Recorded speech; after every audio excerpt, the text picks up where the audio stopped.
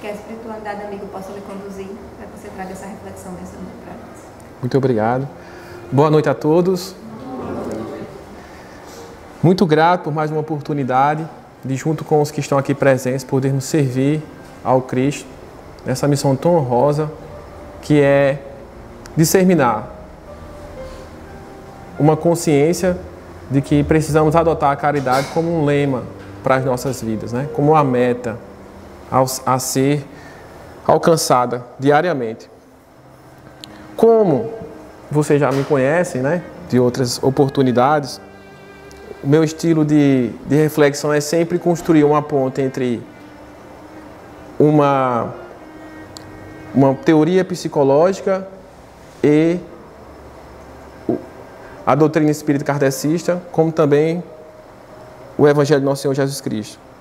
É construir uma ponte mostrando que é possível desenvolver uma fé raciocinada, lançando mão não somente da doutrina, mas também de todo o saber psicológico que está à nossa disposição. E nesse viés, hoje o tema é inteligência emocional no convívio familiar. Rotineiramente, nós estamos ouvindo afirmações de que a família é uma instituição falida.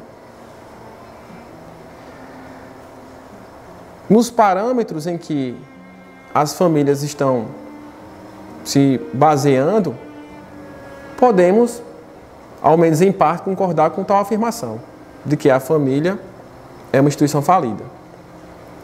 Porque as pessoas que são responsáveis pela preservação da família estão adotando valores que não são capazes de cuidar do progresso espiritual, do progresso material, como também do progresso psicológico dos membros de uma família.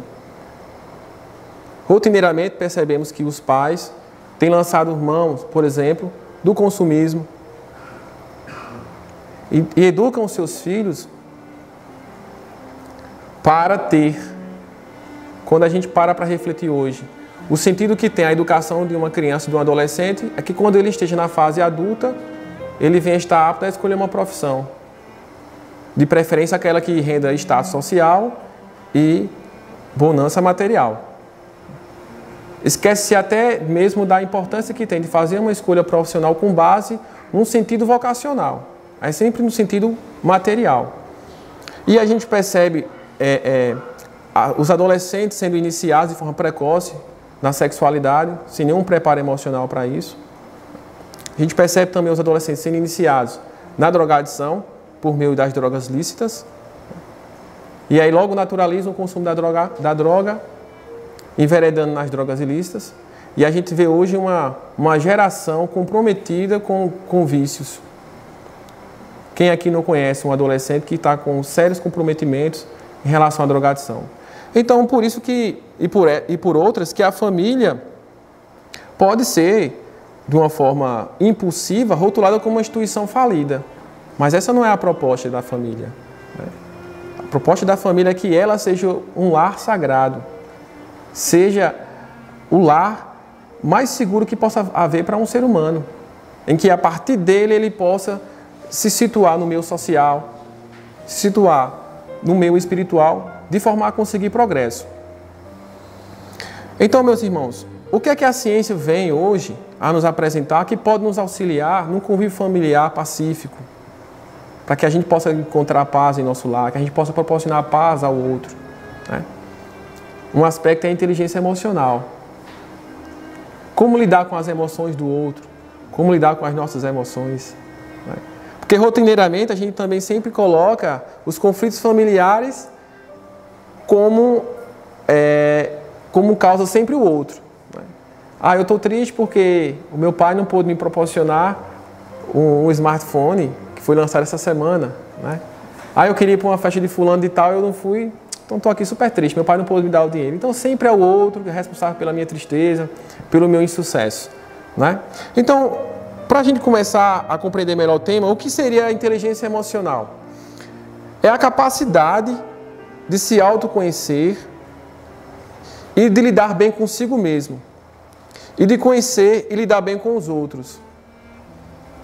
seja nas relações familiares, seja no meio social, seja nas relações profissionais. Então, a gente pode perceber o seguinte, que ser inteligente do ponto de vista emocional é assumir duas posturas emocionais. Assumir uma postura consigo próprio, que é o que a ciência vai chamar de inteligência intrapessoal, e é assumir uma postura com o outro, que é a chamada inteligência interpessoal. Na postura intrapessoal, a gente vai ter três aspectos importantes a serem considerados: autoconhecimento, controle emocional e automotivação. Autoconhecimento em que sentido? Primordial. Sabermos quais são os traços da personalidade que temos que porventura pode causar algum conflito com o outro. Por exemplo, se eu sei que eu tenho dificuldades para dormir, então a irritabilidade é um traço de minha personalidade. Então, na relação familiar, vem lá um irmão, liga uma TV alta à noite, então liga um som, tá nem aí para dormir, tá super relaxado. Então, naturalmente pode me incomodar. Como é que eu vou lidar com isso? De que forma? Olha, desliguei esse som, pelo amor de Deus, eu quero dormir. Aí pronto, esse já é um motivo para haver um conflito, né? Ou dizer para outro, eu tenho dificuldades para dormir com barulho. Esse som está com volume muito alto, essa TV, você pode baixar um pouquinho para eu poder dormir. É uma dificuldade que eu tenho, uma limitação pessoal. Então, a partir de um conhecimento que eu tenho, eu posso tanto favorecer a minha situação numa relação familiar, como eu posso também favorecer com que o outro não entre em conflito comigo. Não é? É a questão do autoconhecimento. Se eu sei que eu sou propenso a desenvolver vícios em relação a drogas, por exemplo, então por que eu vou conviver com pessoas de forma intensa em lugares que estimulam o consumo de drogas? Essa semana, minha mãe relatava para mim um jovem lá da comunidade que eu moro, que já perdeu-se até a conta de quantas vezes ele vem sendo internado em um hospital psiquiátrico. E uma das causas é o consumo desenfreado de drogas.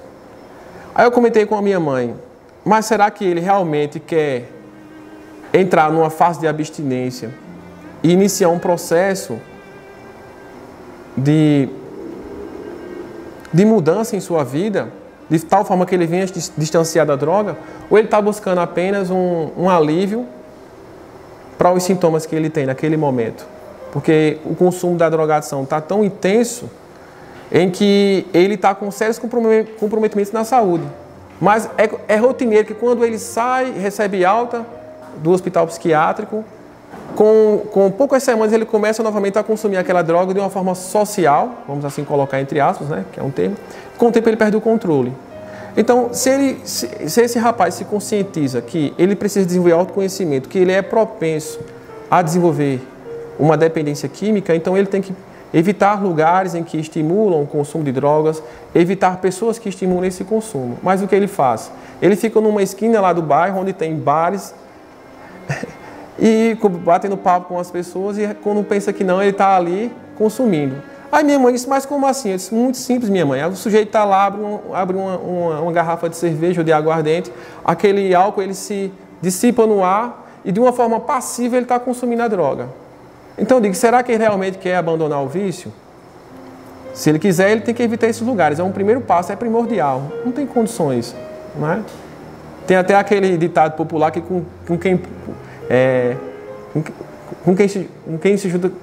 quem se junta com porco, farelo come, não é?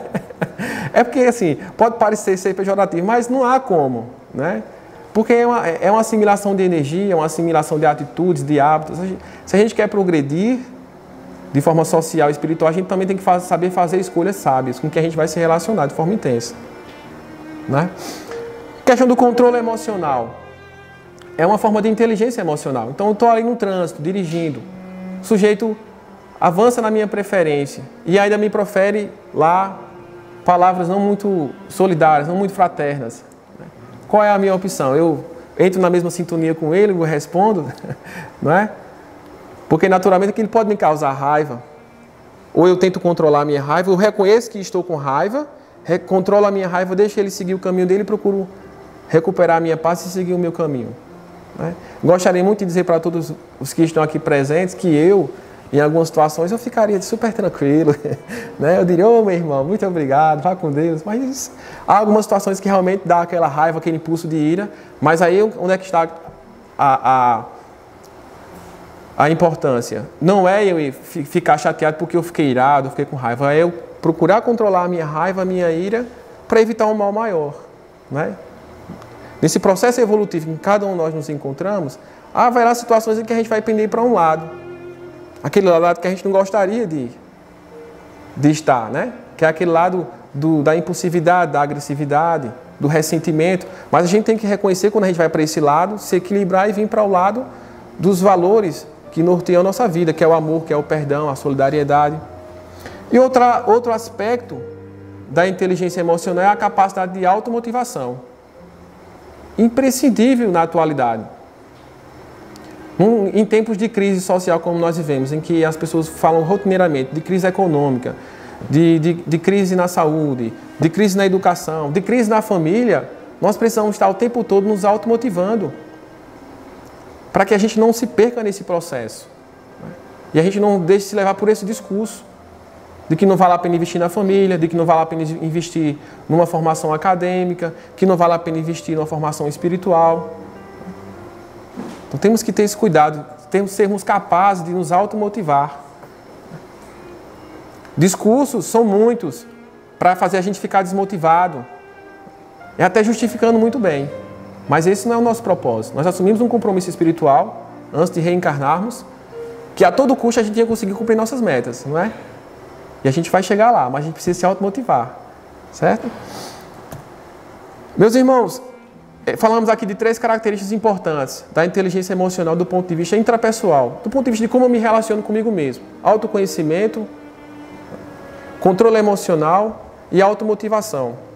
E como é que eu posso me perceber uma pessoa com inteligência emocional quando eu estou numa relação com vocês, né, com o outro? Primeiro, desenvolvendo empatia, sentimento imprescindível, sentimento e atitude, né? O que é empatia? É a capacidade que eu tenho de reconhecer o sentimento das outras pessoas. Fantástico isso.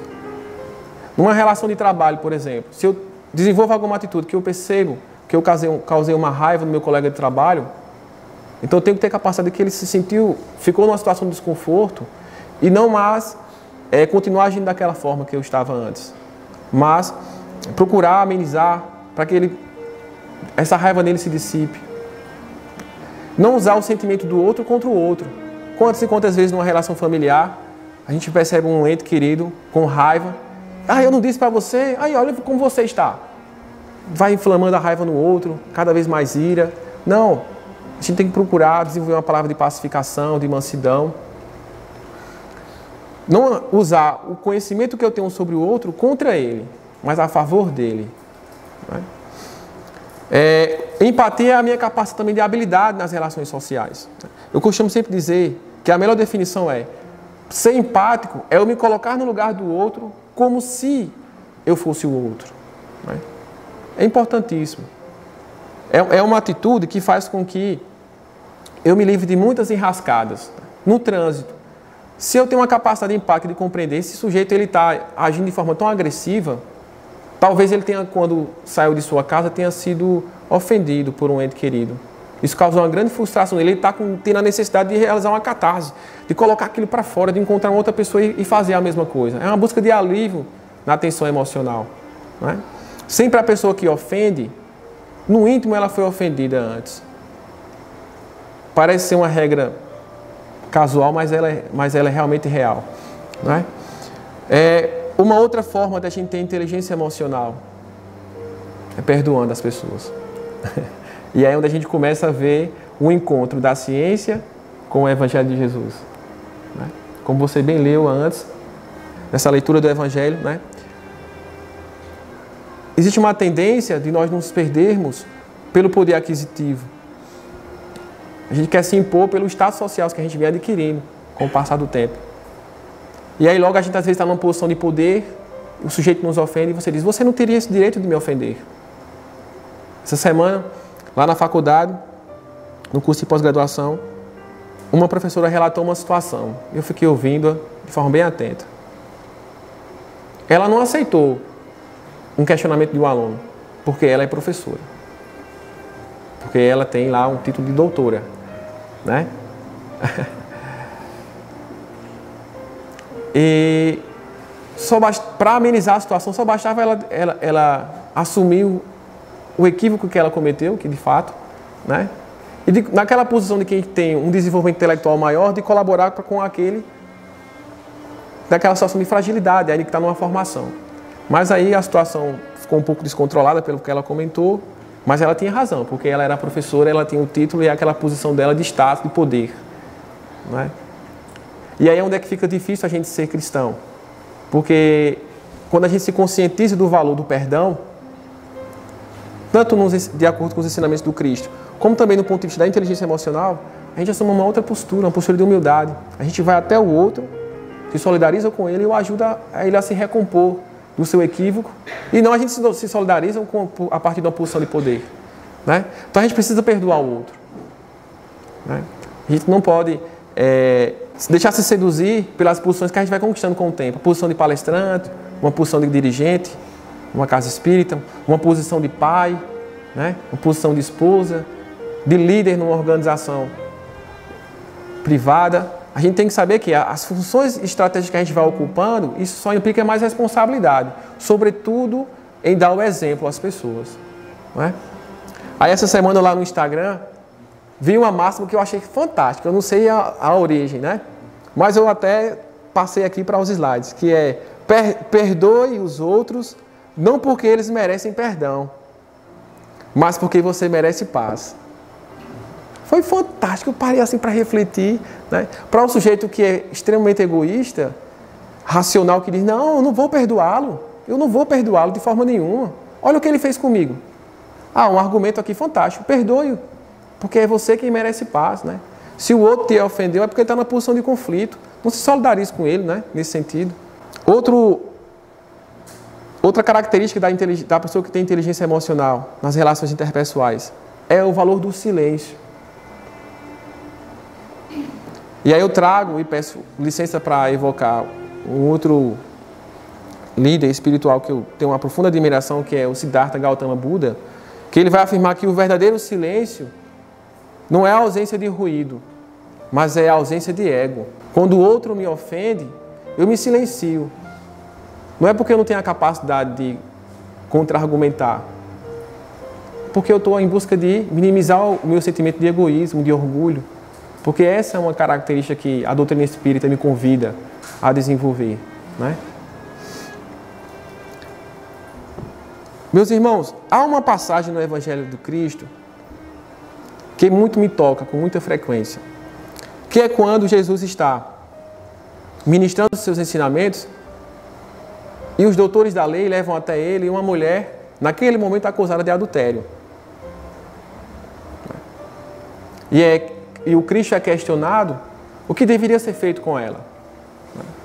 Porque, de acordo com a lei mosaica, ela deveria ser apedrejada. E o Cristo vai questionar aqueles que tentam por fim a vida daquela mulher, questionando-os que, se algum deles nunca cometeu algum erro, que eles atirassem a pedra, né? Naquela frase célebre: aquele que nunca errou, que atire a primeira pedra. E Cristo, conhecendo a profundidade de cada ser daquele que questionava, certamente ele perguntava, né? Se nenhum de vocês em algum momento não cometeu adultério, que atirem a primeira pedra. Não é? Porque é clássico na história da humanidade e da sexualidade, sempre o homem está na posição de poder e a mulher numa situação de fragilidade, né? Sempre quando alguém precisa ser julgado, a mulher é a primeira. E todos a deixam lá com o Cristo e vão embora. E eu fico às vezes me perguntando por que o Cristo foi tão competente em questionar aqueles doutores da lei. Porque pela norma que regia aquela sociedade, ela deveria ser apedrejada, né? Por quê? E foi um questionamento que perdurou enquanto eu preparava esse tema de hoje. Eu logo fui inspirado, não vou dizer que foi conclusão de minha parte, quero pedir permissão para fazer essa afirmação de que é empatia. O primeiro exemplo de empatia que nós temos conhecimento é o Cristo. É se colocar no lugar daquela mulher e ver que erro nenhum pode justificar uma morte por apedrejamento. Não é? E que se alguém precisa ser julgado, não pode ser julgado de forma isolada. Não é somente a mulher, mas e o homem? Fica onde nessa história? Aquele que foi co-partícipe num processo que resultou em adultério, né, de acordo com a lei mosaica. Então é empatia, é saber se colocar no lugar do outro, como se fosse o outro. Então, essa capacidade empática do Cristo salvou a vida dessa mulher e salvou a vida de centenas de pessoas que nós nem ao menos temos conhecimento, porque nem tudo pode ter sido relatado nos evangelhos. Né? E a repercussão dessa atitude empática do Cristo é que aquela mulher, pela história, ela é relatada como a Maria de Magdala, né? Ela passa a ser a primeira discípula mulher do Cristo, o acompanha em toda a sua jornada evangelística a partir daquele dia, e é a primeira pessoa que tem a oportunidade de ver o Cristo após a crucificação. Isso demonstrando também que, quando nós cuidamos do outro de uma forma empática, a gente tem a oportunidade de revolucionar a vida do outro. Não é? É uma das formas de amor, é uma das formas de amar o próximo, é sendo empático com o outro, é tendo a capacidade de compreender a sua dor, o seu sofrimento, antes de até mesmo julgá-lo.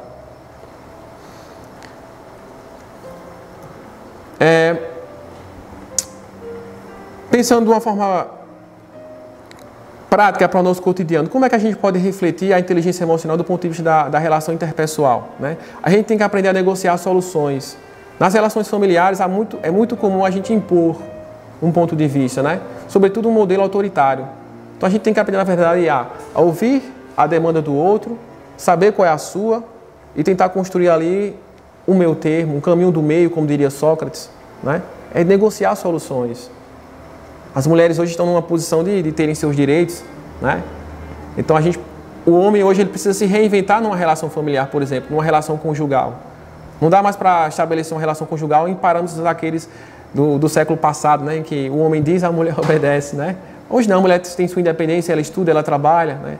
Ela quer, na verdade, encontrar um parceiro que seja solidário para dividir a vida dela, né? Sensibilidade social. No nosso convívio social, no trabalho, na escola, na faculdade, na casa espírita, temos sensibilidade. A gente tem que aprender a tomar decisões. É uma outra forma de inteligência emocional. A gente vive num contexto que não dá mais para ser passivo. Mas a gente tem que aprender a tomar decisões. Agora, tomar decisões de forma que a gente venha a construir o bem comum. Né? Não tomar decisões ao bel prazer, alimentando o próprio ego, o próprio egoísmo, alimentando a ambição pessoal, a ganância. Mas quando a gente fala de tomar decisão do ponto de vista emocional, é tomar decisão de uma forma construtiva. E aí a gente pode tomar essas decisões naturalmente baseadas no Evangelho do Cristo. Nos valores da doutrina espírita, como caridade, como foi lido aqui pelo irmão na reflexão, né? Com base no amor, no perdão. A gente precisa também, outro aspecto muito importante, é ajustar os limites das relações. Muitos conflitos acontecem porque a gente também permite demais o outro viver a nossa própria vida. Né? Às vezes a gente pergunta para o outro até qual é o livro que deve ser lido hoje. Eu digo isso porque eu conversei com um casal recentemente e o esposo é quem fazia essa queixa. Ora, quando eu vou sair de casa eu pergunto, meu amor, qual é a camisa que eu uso? Aí ela diz, use aquela. Ele disse, mas essa... Não poderia ser aquela rosa, não. Não, eu quero essa. Aí ele veste aquela camisa, né? Aí quando ele quer comprar um carro, é a esposa quem diz, compre esse carro aqui e essa cor. Vocês estão se sentindo incomodadas, né? Faz isso não, né? Faz não. Então assim, mas o que eu quero dizer é, a gente tem que aprender a ajustar os limites. A gente não pode delegar as nossas decisões só para o outro. Entende? Eu citei esse exemplo porque foi algo recentemente que eu vivenciei numa conversa com um casal, que eles me procuraram ajuda profissional. Então eu pude fazer algum aconselhamento nesse sentido, né? Como terapeuta familiar. Mas acontece também o inverso, né? Da mulher ter uma extrema dependência do homem. Mas é sempre muito engraçado relatar as dependências que o homem tem da mulher, né? Isso faz parte da revolução de gênero, né? Da contemporaneidade. Meus irmãos, como é que a gente pode perceber características que vão tornar as pessoas notáveis do ponto de vista da inteligência emocional? Vou citar aqui algumas características importantes. Uma pessoa que tem inteligência emocional, ela sente curiosidade por pessoas que não conhece. Sentir curiosidade por pessoas que não conhece. Vou citar um exemplo. Como um trabalhador voluntário do Movimento da Integração do Espírita Paraibano, MIEP, eu atuo na equipe de cerimonial.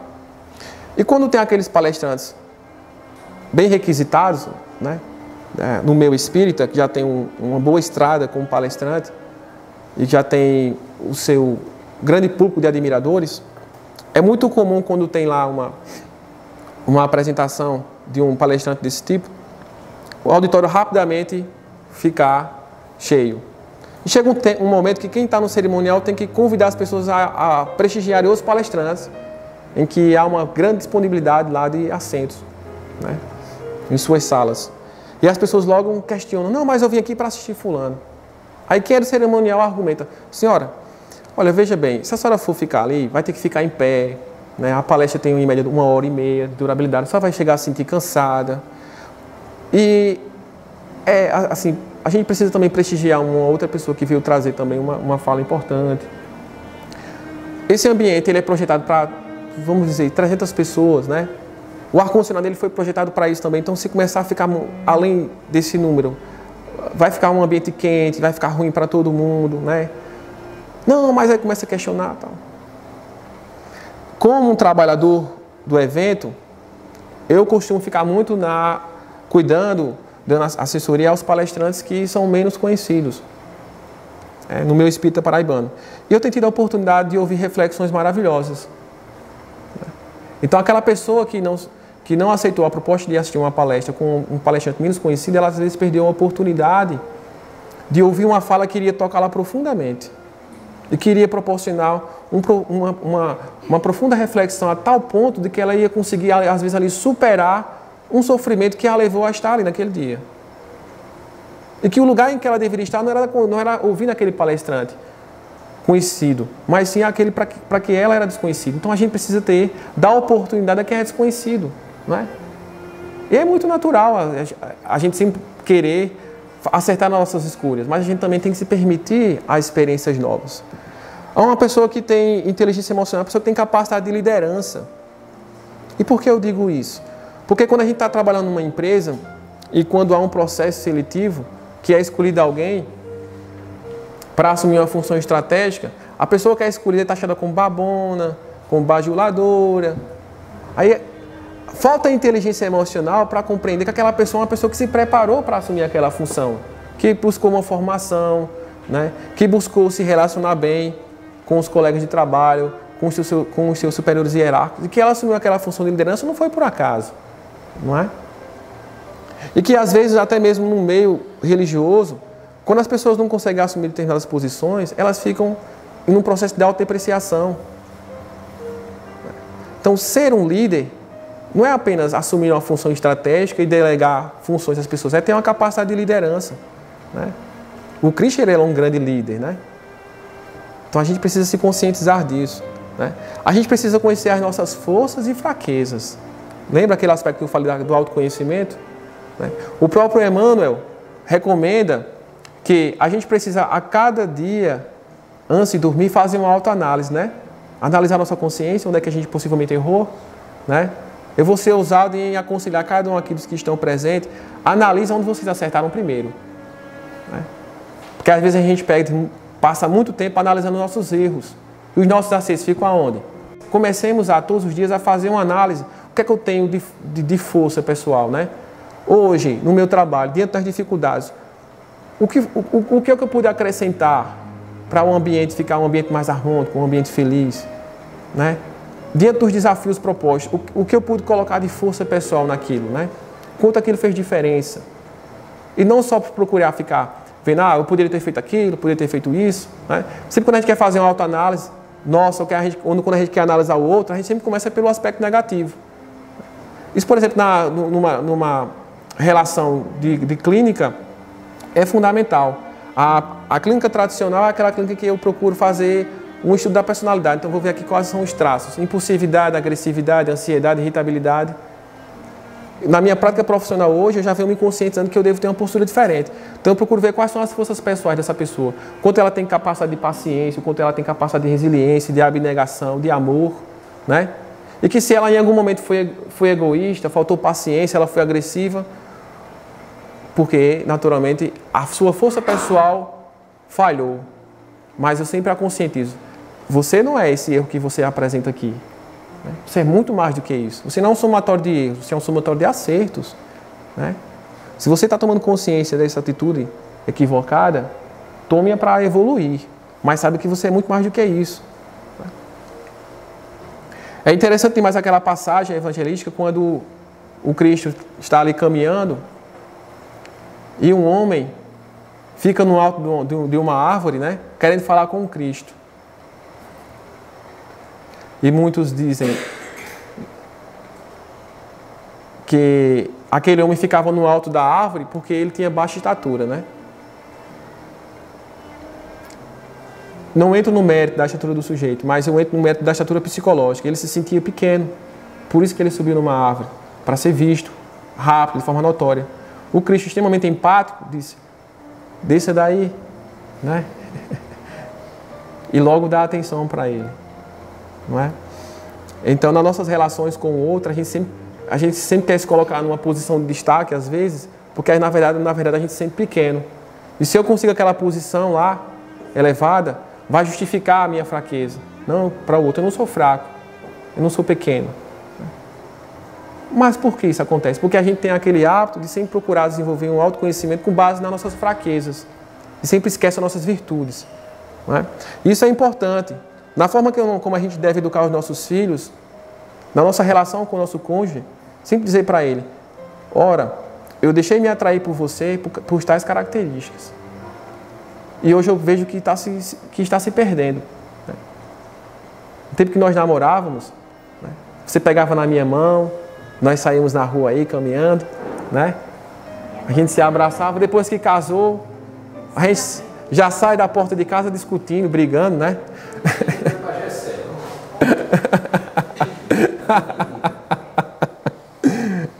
Então, assim, a gente precisa recuperar essas características que nos fazem unir as pessoas, né? E é natural a gente se perder no processo, mas a gente precisa fazer uma autoanálise para a gente recompor isso que a gente tem de melhor, né? Para uma pessoa que ela é inteligente, ela se importa de ser uma pessoa boa e uma pessoa moral. Olha o que a ciência está concluindo, minha gente. Né? Que uma pessoa inteligente, ela se importa de ser uma pessoa boa e moral. Não é? Então tá voltando a fazer parte, vamos dizer assim, da moda, né? Ser uma pessoa moral, ser uma pessoa caridosa, ser uma pessoa fraterna, né? A ciência vai tratar como generosidade, né? Mas nós que somos mais corajosos, que temos amor pelo Cristo e por essa doutrina, a gente vai dizer que a gente é caridoso mesmo, né? E que essa é a nossa bandeira, né? E ser caridoso é ter inteligência emocional. Meus irmãos, uma pessoa que é inteligente do ponto de vista emocional, ela tem uma alta capacidade de se levantar após uma queda. Tem pessoas que, ao cometer um erro na sua trajetória, elas ficam lá anos e anos, né? Não tem uma capacidade de autossuperação, de dar uma reviravolta em sua vida. Então a gente tem que ter uma capacidade, meus irmãos, de se auto-perdoar. Auto-perdão é outra característica da pessoa que tem inteligência emocional. A gente não precisa só desenvolver uma capacidade para perdoar o outro. Temos também que aprender a nos auto-perdoar. Tudo o que a gente puder fazer pelo outro, devemos começar por nós mesmos. Se eu me proponho a amar o outro, que eu comece a valorizar a minha capacidade que eu tenho de me auto-amar. Se eu quero perdoar o outro, que eu também saiba me auto-perdoar. Uma pessoa que é inflexível, que tem dificuldade para perdoar um cônjuge, um filho, um colega de trabalho, é porque no fundo ela tem dificuldade de se olhar no espelho e de dizer, eu errei, e eu preciso me dar uma nova oportunidade. E uma pessoa que é inteligente do ponto de vista emocional é uma pessoa que ela arruma tempo para se desacelerar. A gente vive numa era em que a gente está sempre assumindo responsabilidades, sempre assumindo atividades, e a gente não para refletir, para fazer a leitura de um bom texto, que vai ali nos realimentar de boas ideias, de bons pensamentos, nos ajudar a nos refazer das nossas dificuldades pessoais, né? Eu tenho investido muito em meditação. E a meditação tem me ajudado no autocontrole. Em certas situações que me tendem a causar desequilíbrio, logo eu percebo, eu estou me sentindo com raiva, eu me controlo. Porque a meditação proporciona isso, né? Você para meditar, até mesmo numa cadeira como esta, precisa ser na posição de lótus, como fazem os budistas, os yogas. Mas se você senta, relaxa os teus olhos, começa a perceber a tua respiração, começa a trabalhar, inspira, respira, põe uma música ali de fundo, você começa a aprender a desenvolver autoconhecimento, autocontrole emocional, e daí se você tem todos esses elementos, você vai ter a capacidade de se automotivar na tua busca do cumprimento das tuas metas pessoais. Meus irmãos, na nossa relação com nossos filhos, quero dar ênfase a isso, porque exercer a paternidade é um grande desafio, como também a maternidade. E rotineiramente as pessoas têm fracassado em educar os seus filhos. A tal ponto de haver muitas denúncias, né? E por que isso acontece? Porque apesar da gente reconhecer que uma criança ela precisa ser educada desde os seus primeiros anos de idade, ser iniciada no processo de escolarização, mas nós ainda continuamos tratando as crianças do ponto de vista emocional como se elas fossem adultas ou miniaturas em adulto. Se nós pesquisarmos fotos lá do século XVIII, a gente vai ver que é uma foto que retratava os membros de uma família, a gente vai ver uma criança, por exemplo, um garoto de terno, gravata, chapeuzinho de boina, né? Até mesmo um reloginho no bolso. Então era visto como um pequeno adulto, né? E é lindo ver aquilo, né? Mas desde aquela época comete-se um erro gravíssimo, é tratar as crianças como se elas já fossem adultas. As crianças lidam com cobranças excessivas na escola, em casa, né? A tal ponto que, no primeiro errinho que a criança comete, a gente logo perde a paciência, a gente logo diz para ela, você errou de novo, né? E a gente lida com ela como se estivéssemos lidando com uma pessoa adulta. A gente não reconhece que ela ali é um ser frágil, que está no processo ainda de desenvolver as suas primeiras habilidades, tanto emocionais quanto psicológicas, né? Então, ser um pai ou uma mãe com inteligência emocional é perceber os sentimentos dos filhos e ser capaz de compreendê-los, tranquilizá-los e guiá-los. Então a gente precisa compreender as emoções de nossos filhos, tranquilizá-las, essas emoções quando são necessárias e guiar. Esse é o nosso papel como pais e mães. Então, como a gente pode educar nossos filhos? Perceber as emoções das crianças como oportunidade de intimidade e orientação. Se o seu filho está com raiva, por algum motivo, se aproxima dele. Permita ele sentir essa raiva. Procure compreender e se exime do papel de julgador ou de punidor, né? Eu estou com muita raiva da minha professora. Logo pelo sentimento de autoridade. Você não pode sentir raiva da sua professora. Aí a gente poderia dar a oportunidade. Por que você está sentindo raiva de sua professora, meu filho? O que houve na escola? A gente precisa ajudar os filhos a simbolizar as dificuldades emocionais que eles têm, né? Então a gente precisa ouvir com empatia os sentimentos dos nossos filhos. A gente precisa legitimar esses sentimentos, dizer para ele, olha, você tem o direito de sentir raiva, né? Mas a gente precisa também ensinar que ele precisa lidar com essa raiva, né? A gente precisa ajudar as crianças a verbalizarem os seus sentimentos.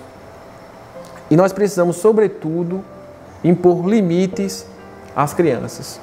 E diria também aos adolescentes, né? Pais e mães que são amados pelos seus filhos são os pais que sabem impor limites aos seus filhos, sabem dizer não, sabem justificar o porquê do não, porque não por não é uma relação de autoritarismo, a gente tem que evitar isso, né? Se a gente quer crianças e adolescentes inteligentes que são capazes de se relacionar bem e obterem sucesso na vida, a gente também tem que aprender a justificar aos nossos filhos para ele, por que eles não podem fazer determinadas ações, não é? Então, E filhos que amam seus pais são filhos que ouvem e sabem que existem limites nessas relações.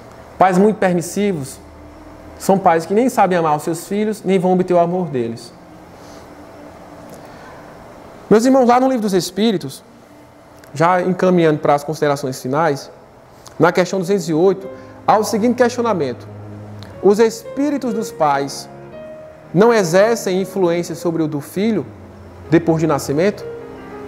Resposta do Espírito da Verdade: exerce uma influência muito grande. Como dissemos, os espíritos devem concorrer para o progresso um dos outros. Os espíritos dos pais têm por missão desenvolver os dos seus filhos pela educação e para eles é uma tarefa. Se falharem, serão culpados.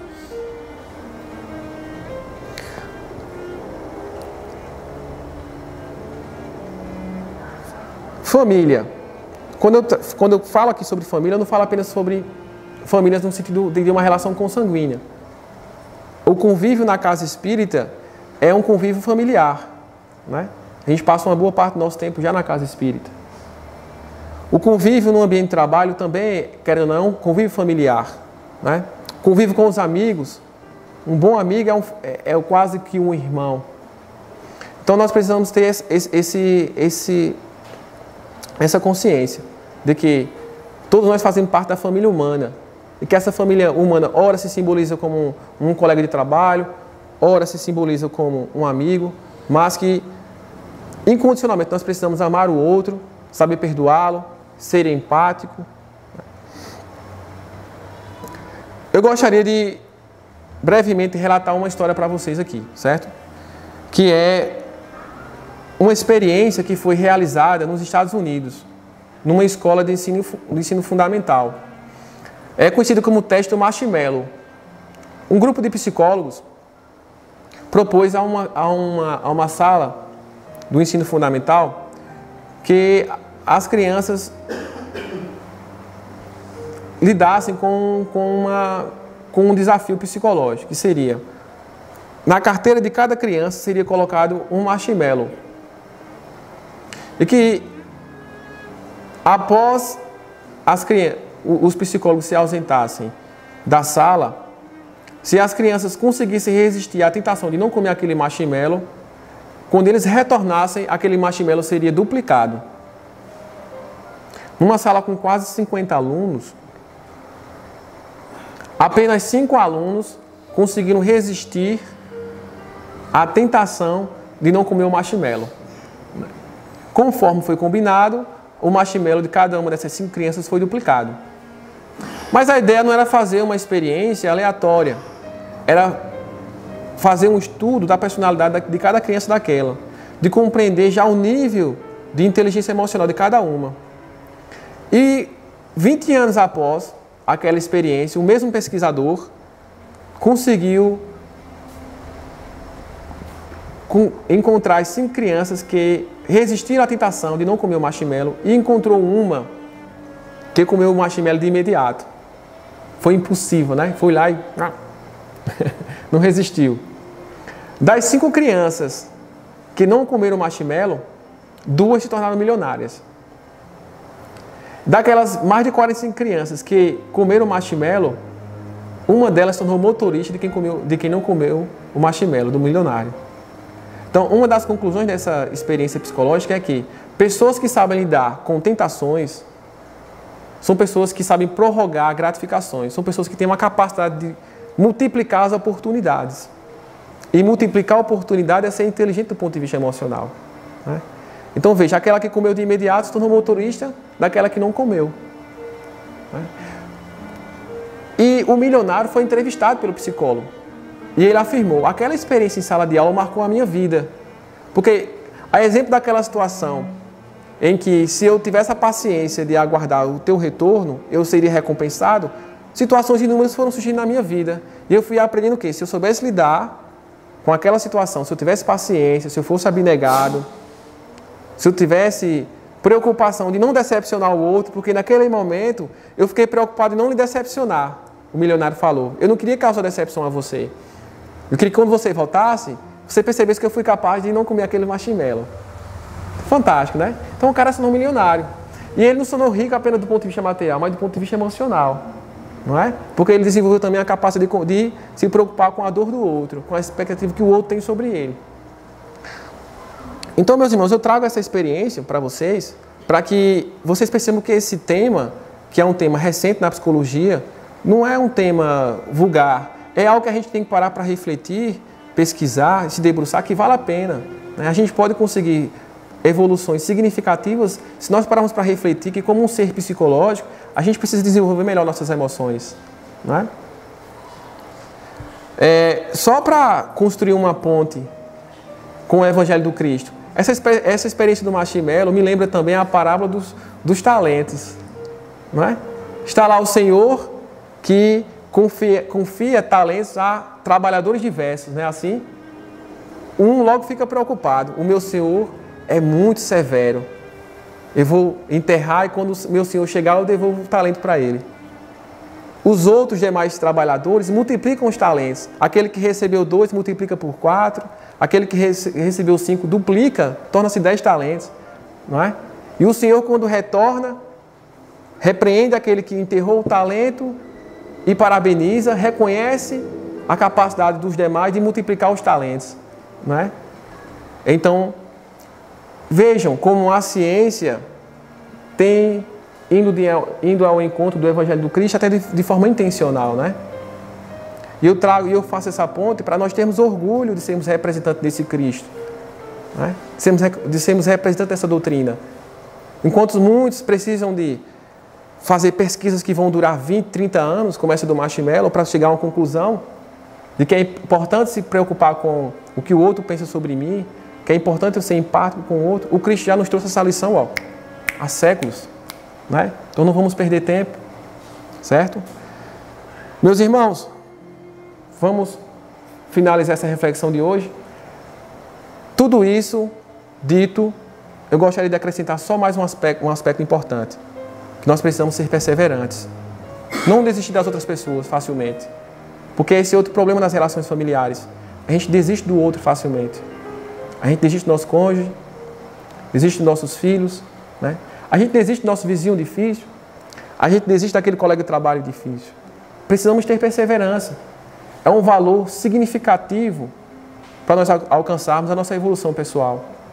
E concorrer para que o outro também alcance a sua evolução pessoal. Né?